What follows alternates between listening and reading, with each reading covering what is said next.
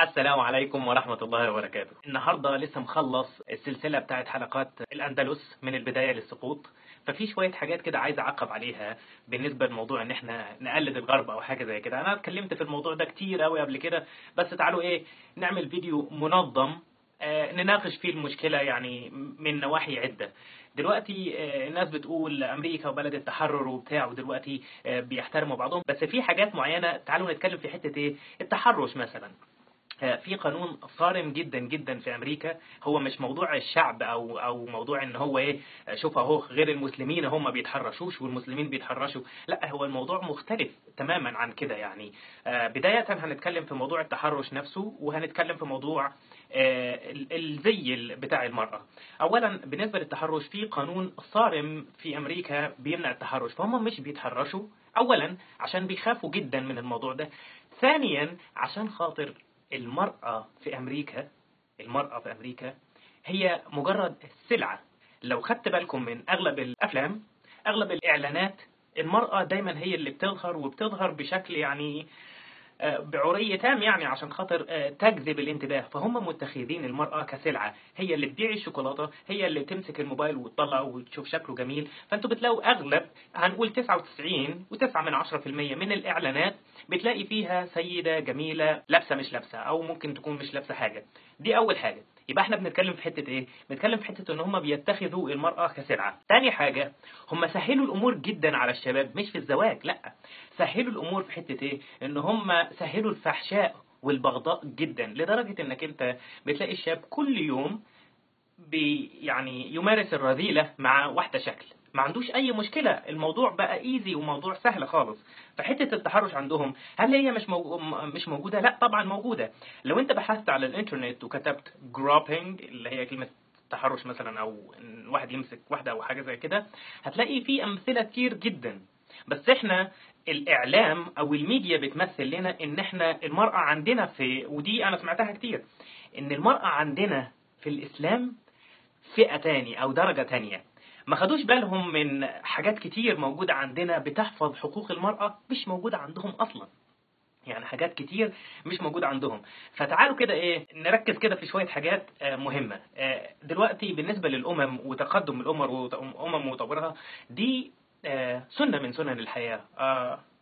ربنا رب العزة عز وجل بيرفع أقواما ويخفض أقواما أخرى على مدار السنين وعلى مدار القرون. ده الموضوع ده بيحصل على طول من أول بداية الدعوة الإسلامية لحد بعدها ب 800 سنة.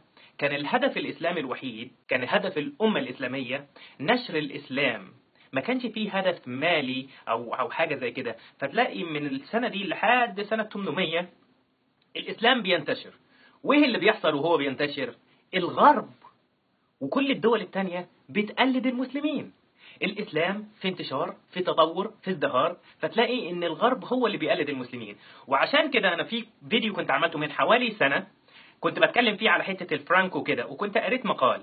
أنا عملت تنقيح شوية للمقال ده عشان ما يبقاش طويل عليكم، وحابب ان انا اقراه عشان خاطر تعرفوا هو مين المفروض يقلد مين. احنا لو تمسكنا بديننا وتمسكنا باسلامنا الحنيف واقمنا شرع الله عز وجل، وعد الله قائم لا محالة. ربنا هيعز الاسلام. ليه؟ لان ربنا هو اللي خالق الكون، وهو اللي خالق كل الامم، وهو اللي خالق الارض بما فيها المجرة اللي احنا فيها، بما فيها المجرات المجاورة، بما فيها كل حاجة في الكون. فهو اللي قادر على ان هو يعز الاسلام. طب هو هيعز الاسلام امتى؟ هيعز الاسلام لما يلاقي ان المسلمين اتبعوا الاسلام مش قلدوا الغرب. طيب انت هتيجي تقول لي طب ده الغرب متقدم اهو وبتاع، ما هي دي سنة من سنن الله عز وجل. في حاجة دلوقتي في اتباع للاسلام، يبقى ربنا هيعز الاسلام. في ربنا بيملي للظالمين وبيملي للعصاة وبيديهم وبيرزقهم اكتر واكتر. يبقى احنا عندنا هنا في حاجتين: في ناس بتتقدم عشان ربنا بيملي ليها تمام عشان يزيدوا في طغيانهم ويزيدوا في كفرهم، وفي تاني اللي هي امتنا احنا، ربنا بيعطيهم وبينصرهم عشان خاطر بيتبعوا الدين الحنيف. يبقى احنا المفروض ان احنا نعمل ايه؟ احنا المفروض ان احنا نتبع الدين الحنيف. تعالوا سويا كده نقرأ مقال كده في السريع. المقال ده يعني أنا بعتز وبفخر بيه جدا. من حوالي سنة أنا قلته، بس أنا حابب أن أنا أفكركم بيه تاني. عندما حرص الغرب على تقليد المسلمين، عندما حرص الغرب مش المسلمين، عندما حرص الغرب على تقليد المسلمين. كان الشباب الأوروبي، الكلام ده في الأندلس أيام الأندلس، كان الشباب الأوروبي من ألمانيا وبريطانيا وفرنسا وإيطاليا وكل هذه البلاد في فترات مجد المسلمين يأتون إلى الأندلس ليتلقوا العلم على أيدي العلماء المسلمين، وكانت لغة العلم هي اللغة العربية. فكان لزاما على كل طالب يريد أن يتلقى العلم الحديث وأحدث ما وصل إليه العلم أن يتعلم اللغة العربية أولا. فكان الشاب الغربي إذا رجع إلى بلاده يفتخر أمام أقرانه بأنه درس في بلاد المسلمين، ويعتبر هذه من مظاهر المفاخرة العظيمة، فكان يخلط كلامه أحيانا بألفاظ عربية ثم يعود يتكلم بلغته القومية، الأمر الذي استفز الكنيسة ودفعها لتهديدهم بالحرمان من الجنة، وقالت لهم إن هؤلاء الشبان الرقعاء الذين يذهبون إلى بلاد المسلمين ثم يعودون إلى بلادهم فيبدأون كلامهم باللغة العربية ثم يتكلمون بلغتهم القومية، يعني أنهم كانوا يفعلون ذلك كي يعرف الناس أنهم تعلموا في بلاد المسلمين.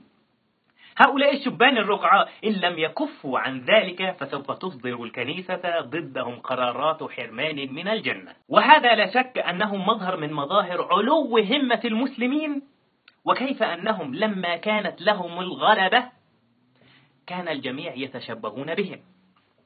لم يقتصر الأمر على مجرد اللغة العربية فحسب، بل حرص الشبان المسيحيون على ارتداء الأزياء التي تميز المسلمين وقلدوهم في عاداتهم، حتى إن أحد الأساقفة الصليبيين والذي بعث إلى عكا قد أرسل إلى البابا في روما واشتكى فيها تشبه النصارى الصليبيين بالمسلمين في زيهم وطريقة حياتهم. فمن ذلك مثلا تقليد النساء الصليبيات لنساء المسلمين بالحجاب واللباس المحتشم. مركزين معايا؟ يصحى للكلام. حيث قال أحد الكتاب الأوروبيين في ذلك: وكانت النساء الصليبيات يقلدن المسلمات في لبس الحجاب الذي يضفي على المرأة الحشمة والوقار. ماشي؟ النظافة. تعلم الأوروبيون النظافة من المسلمين. احنا دلوقتي بنشتري الحاجات اللي هي بتاعت مستحضرات التجميل والحاجات دي كده من أوروبا. ماشي؟ حاجة نظيفة بقى. بصوا بقى، في النظافة تعلم الأوروبيون النظافة من المسلمين وقلدوهم في حرصهم على نظافة بدنهم وأجسادهم. وقد عقدت مستشرقة ألمانية مقارنة بين الحضارة الإسلامية في ذلك الوقت وبين حال أوروبا والغرب في هذا الصدد، فقالت إن الفقيه الأندلسي الطرطوشي خلال تجواله في بلاد الفرنجة اللي هي بلاد الغرب صادفته أمور تقشعر منها الأبدان، وهو المسلم الذي فرض عليه الاغتسال والوضوء 5 مرات يوميا. أسمعه يقول: لن ترى أبدا أكثر منهم قذارة، إنهم لا ينظفون أنفسهم ولا يستحمون إلا مرة أو مرتين في السنة بالماء البارد، وأما ثيابهم فإنهم لا يغسلونها بعد أن يرتدوها حتى تصبح فرقا بالية مهلهلة. وتضيف فتقول إن مثل هذا الأمر من القذارة لا مجال لأن يفهمه العربي المتأنق أو يحتمله، وهو الذي لم تكن نظافة الجسم وطهارته بالنسبة إليه واجبا دينيا فحسب، وإنما أيضا حاجة ماسة تحت وطأة الجو الحار. ثم ذكرت أن مدينة بغداد كانت تزدحم في القرن العاشر للميلاد بآلاف الحمامات الساخنة مع المولجين بها من ممثلين ومزينين. وبلغ من قذارة الأجساد في أوروبا أن إيزابيلا ملكة قشتالة التي استولت على الملك سنة 1474 ميلادية كانت تفتخر بأنها لم تغتسل في حياتها إلا مرتين، يوم ولادتها سنة 1451 ويوم عرسها سنة 1469. ونقل أحد الباحثين رأيا في ذلك لمؤرخ أوروبي معاصر لفترة الحروب الصليبية، وهو قوله: ولكنهم أي الصليبيين يعيشون كالحيوانات ولا يغسلون أبدانهم ولا ثيابهم التي لا ينزعوها إلا إذا تمزقوا. وبعد مخالطة الصليبيين للمسلمين اكتسبوا هذه العادة الحميدة، فتردد الكثيرون منهم على الحمامات العامة. وأخيرا كان هذا حال أوروبا مع المسلمين عندما كانوا حريصين على الاعتزاز بدينهم. دانت لهم دول الأرض قاطبة. دانت لهم يعني ابتدى أنهم يقلدوهم وابتدى طاطت لهم ماشي. أصبحوا سادة العالم. وقد صدق عمر بن الخطاب رضي الله عنه عندما قال: نحن قوم أعزنا الله بالإسلام، فإن ابتغينا العزة في غيره أذلنا الله. والسلام عليكم ورحمة الله وبركاته.